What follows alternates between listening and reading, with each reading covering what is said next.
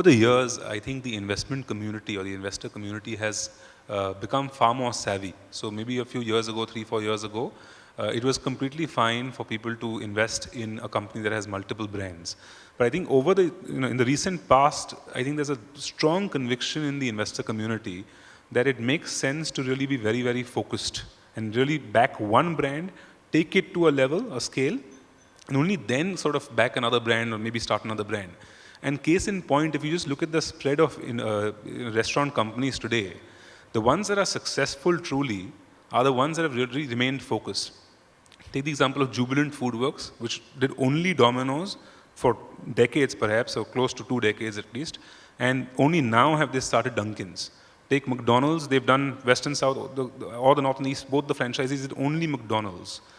Take a Barbecue Nation, which is a very successful and sought-after restaurant company, only Barbecue Nation. They didn't do a second brand.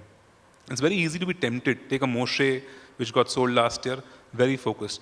And then again, compare that with other companies, which have been multi-brand companies, which have really struggled.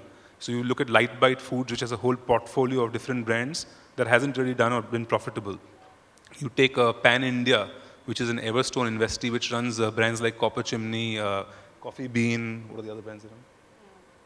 Spaghetti Kitchen and so on, and Noodle Bar and whatnot. They lose a lot of money every year. So BJN and Mira, and there are several examples. So my own sense is that it's probably just best to be focused. Just earlier today, I met somebody who was talking about having a portfolio of a few brands, and he's not even opened his first restaurant yet.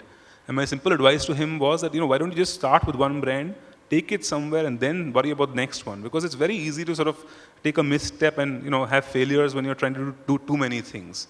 That's kind of the broad conviction that and a lot of the investors are now also strongly they have a strong view that they will not invest in companies that are doing too many things. That's the general sort of sense.